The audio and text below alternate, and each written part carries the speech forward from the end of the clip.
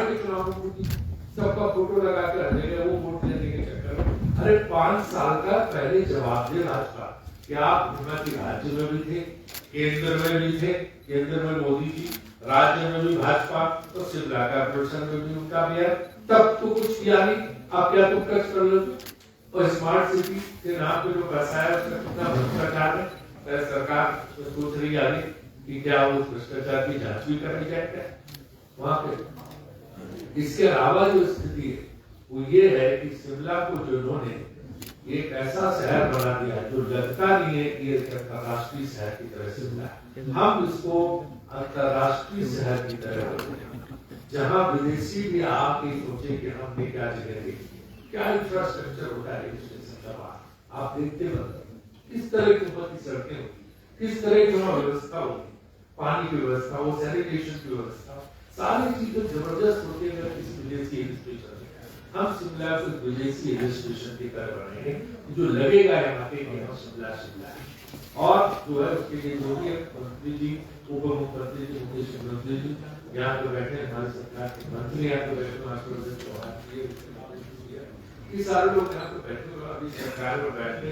शिमला को हम एक नए का पूरा फेस देंगे, एक नया स्वरूप देंगे, नया चेहरा देंगे अगर हमारी कारपोरेशन यहाँ पर बनेगी।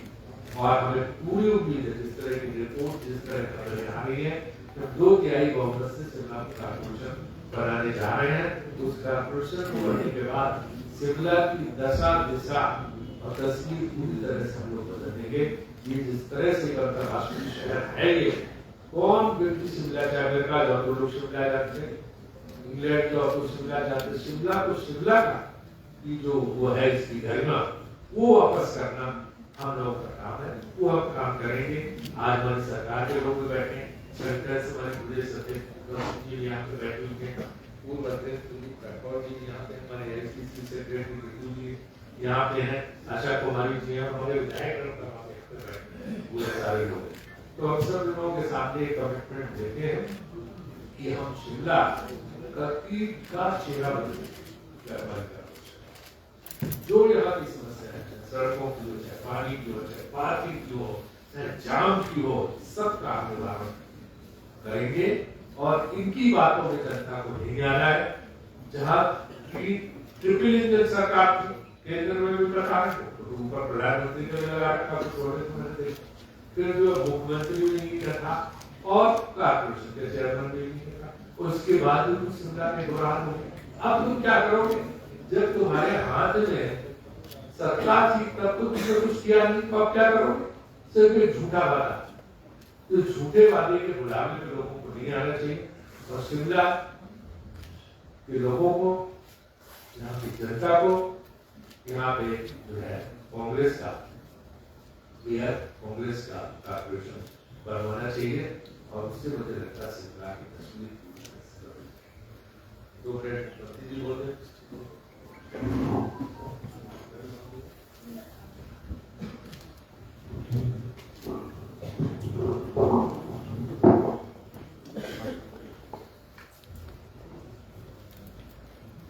सम्मानित शुक्ला साहब, सम्मानित मैडम प्रतिभा जी, सम्मानित तेजिंदर बिट्टू जी, सम्मानित डिप्टी चीफ मिनिस्टर साहब, सम्मानित सभी पूर्व अध्यक्ष कुलदीप राठौर जी, कुलदीप पठानिया जी, हमारे मंत्रीगण, सरकार में मंत्रिमंडल के सदस्य हर्षवर्धन जी, विक्रमादित्य जी, सभी सम्मानित विधायक, पत्रकार बंधुओं, जैसे कि शुक्ला साहब ने बताया और ये आज हमारी आने वाले समय में क्या रणनीति होगी उस संदर्भ में भी हमारे एआईसीसी के इंचार्ज राजीव शुक्ला जी हमारे बीच में आए हैं, उस पर चर्चा की और खुद ये बहुत विषयों में घूमे और कितने पहाड़ी स्थलों का इन्होंने दौरा किया है।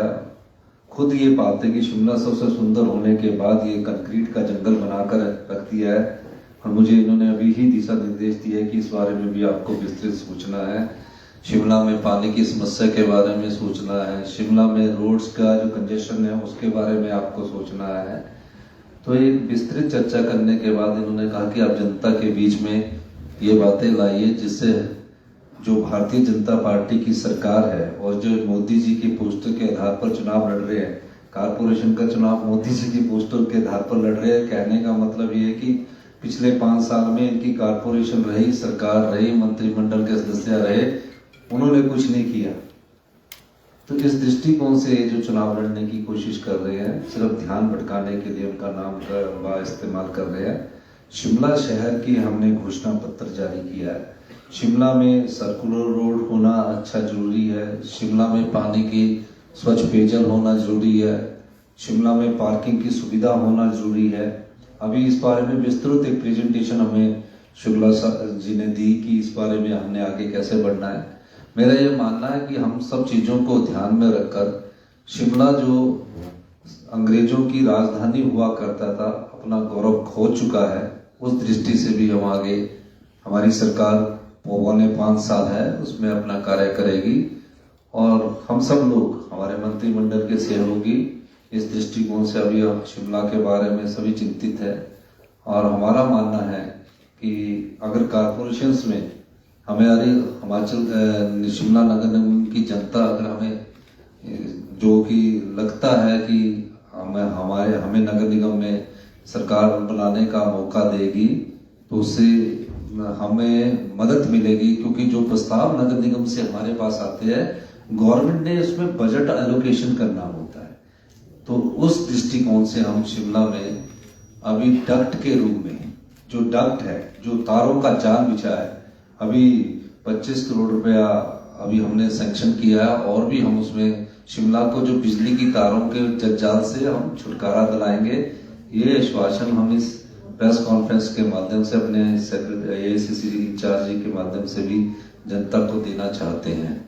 और बाकी तो हम सब जगह जा रहे हैं, सब वार्ड्स की समस्याओं को जा रहे हैं, सभी हमारे जो पार्टी के सदस्यगण है, वरिष्ठ नेता है, सभी अपनी बात जनता के सामने रख रहे हैं।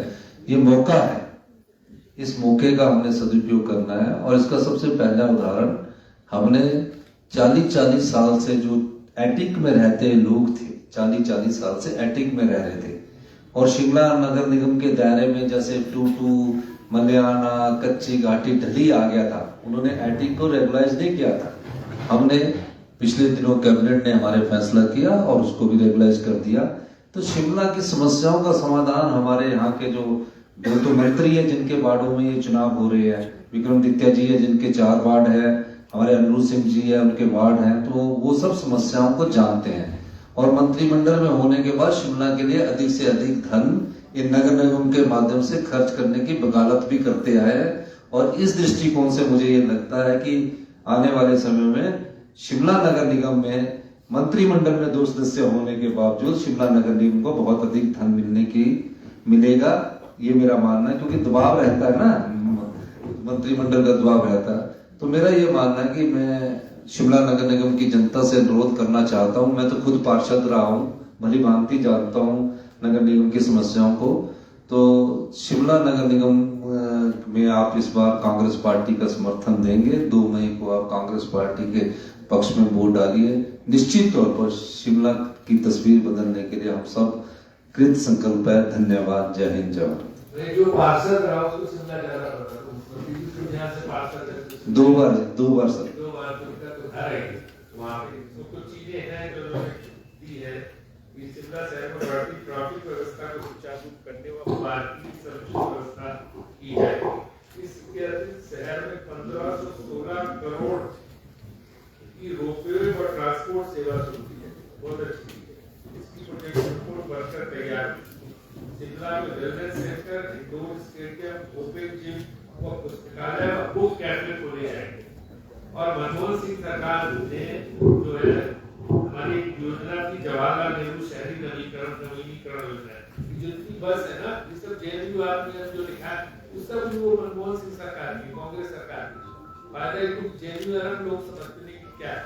Jawaharlal Nehru urban renewal mission था, उसके तहत भी दिए गए, वो पैसा भी भाजपा सरकार नहीं खर्च कर उसका, और उसकी वजह से शिमला को जो सुविधाएं मिलनी चाहिए थी वो नहीं मिल पाई। शिमला को ग्रीन व व्यवस्थित शहर बनाएंगी और 24 शिमला शहर में 24 घंटे 7 दिन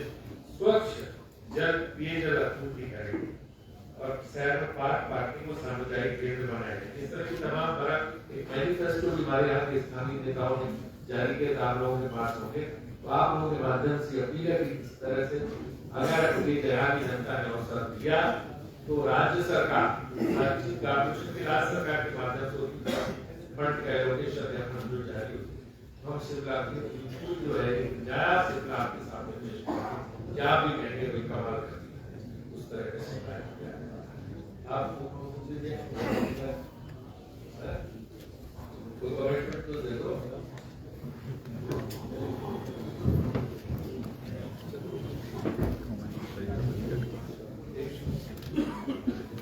जैसा कि आदरणीय शुक्ला जी ने आज ही निर्देश दिए हैं कि शिमला के गौरव और इसकी वैभवता को बरकरार रखने के लिए और आगे बढ़ाने के लिए कदम उठाए जा रहे हैं। हमने कल भी कहा था कि हम यहाँ पे ट्रांसपोर्टेशन के लिए 1546 करोड़ रुपए का रोपवे लगाने जा रहे हैं। और शाम को अनुराग ठाकुर जी ने ये कहा कि ये हमारा संकल्प था। संकल्प आपका रहा होगा, लेकिन आपने कभी उसके लिए काम नहीं किया। हमारी सरकार ने इसके लिए ब्रिक्स बैंक से बातचीत की, उनके डायरेक्टर जनरल को बुलाया, मुख्यमंत्री जी से बात हुई, मेरे साथ बात हुई, और उसके बाद हमने यहाँ 15 स्टेशन वाला जो है रोपवे प्रस्तावित किया है। और ये रोपवे जो है ट्रांसपोर्ट की फैसिलिटी यहाँ पे शिमला वासियों को देगा। दूसरा, हम शिमला नगर में अगले साल मिड तक ये जो शिमला शहर है इसकी बसेस को पूरी तरह इलेक्ट्रिक बसेस में बदल देंगे। अभी हम 20 बसेस तो 6 मई के बाद जो है हमारे पास पहुंच गई हैं, हम उन बसेस को देने जा रहे हैं।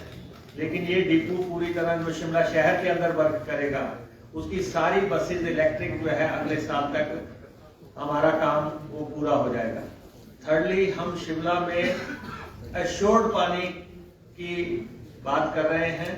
2025 तक आपको एश्योर्ड पानी मिलेगा। नलके का पानी जो है बिस्लरी से या दूसरी किसी भी चीजों से ज्यादा बेहतर होगा।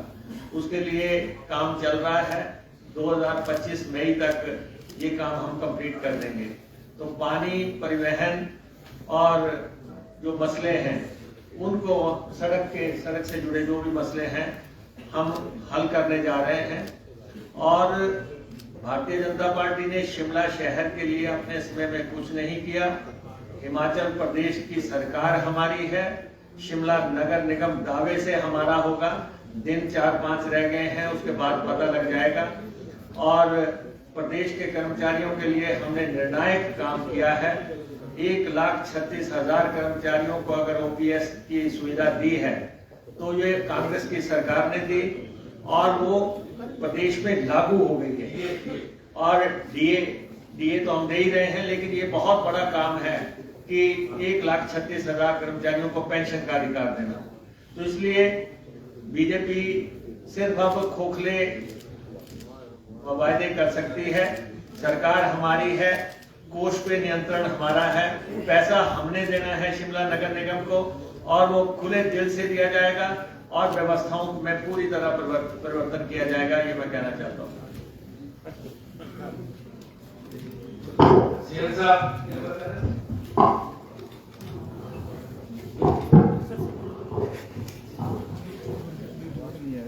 हमने 1,36,000 कर्मचारियों को जो पेंशन की बात की, उसके बाद हमने 15 काजा में जो 15 तारीख को हिमाचल दिवस मनाया था, वहां 3% डीए देने की बात की थी विद एरियर। हमने उनको कहा है कि उसको इसी महीने जारी कर दिया जाए।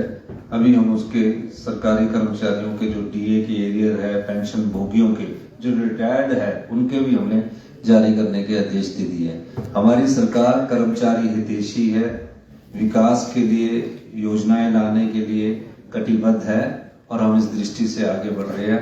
आपने हमारी बात सुनी, बहुत बहुत धन्यवाद। जय हिंद।